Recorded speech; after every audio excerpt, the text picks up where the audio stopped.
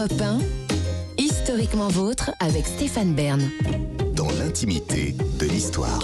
Tous les jours, vous le savez, historiquement vôtre vous raconte l'histoire sans se la raconter avec Jean-Luc Lemoyne qui vient tout juste de mettre le point d'interrogation final à son quiz à suivre.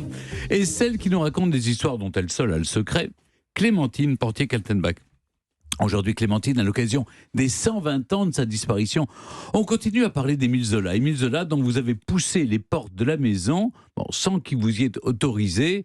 En même temps, elle est un peu ouverte au public maintenant. Bien sûr, elle est ouverte à tous et je vous encourage chaleureusement à vous y rendre. C'est vraiment une visite extrêmement touchante de voir l'endroit où cet homme a composé, a écrit tant d'œuvres qui ont enchanté notre enfance, notre jeunesse.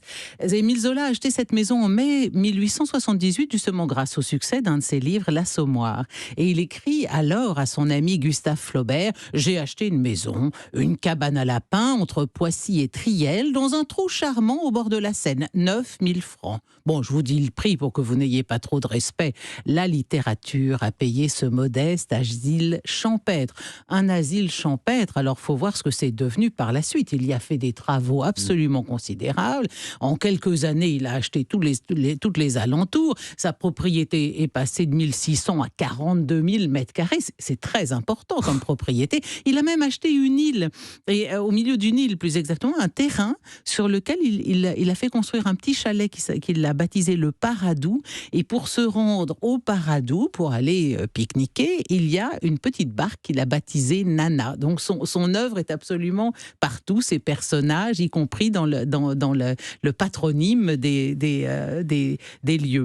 Évidemment, comme il s'agrandit, il prévoit une ferme, une maison pour son jardinier et puis une serre pour ses fleurs, parce qu'il aime beaucoup les fleurs. Il en a également beaucoup photographié.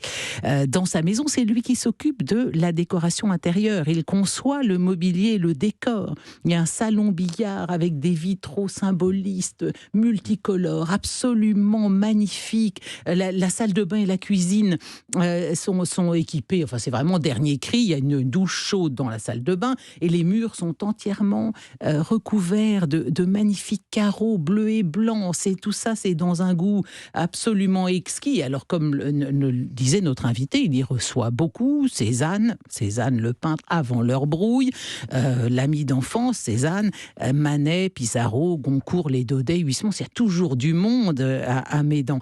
Mais évidemment, quand on visite Médan, ce qui nous touche le plus... C'est très bizarre comme phrase, quand on visite Médan. Oui. C'est un peu étrange.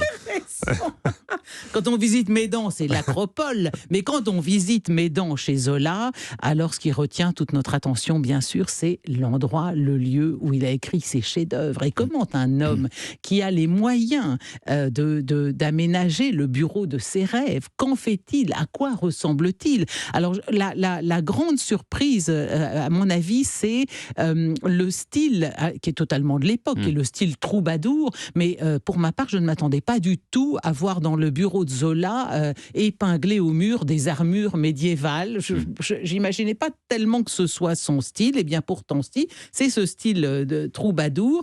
Devant lui, devant son immense bureau, une très grande verrière, mais qui est agrémentée de vitraux de couleur, parce qu'en réalité, il a prévu d'être un peu sous les toits et face à la nature, mais il ne veut pas la voir parce qu'il ne veut pas être dérangé par quoi que ce soit pendant qu'il écrit. Donc, il y a ces vitraux de couleur qui l'empêchent que son attention soit captée par le mouvement des branches à l'extérieur ou quelque chose comme ça. Et bien sûr, au-dessus de la monumentale cheminée, sa devise que je parodiais tout à l'heure, nulla dies sine linea, pas un jour sans une ligne. Alors, bien sûr, l'occasion se présente naturellement de pouvoir admirer un certain nombre de ses photographies. Il a possédé jusqu'à 8 appareils photo. Il a essayé toutes les techniques, vous le racontiez, Stéphane.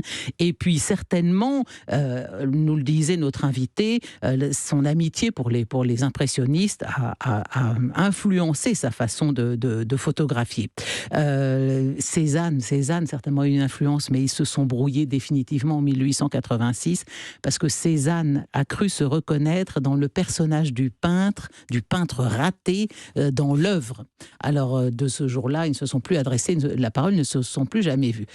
Les photos, moi, ce qui m'a le plus touchée dans toutes ces photos exposées à Médan, ce sont les photos de Zola quadragénaire, de le découvrir encore jeune, replet, allongé dans l'herbe, jouant avec son chien. Il y a une photo, il a une pose comme ça, je pense, qui est une pose tellement typique de l'homme qui s'endort dans la nature, en se tenant la joue et jouant avec son petit chien, qui doit être un fox terrier, quelque chose comme ça, je pense. Hein, je n'y connais pas grand-chose. Vous pourriez me le dire, ça, Stéphane.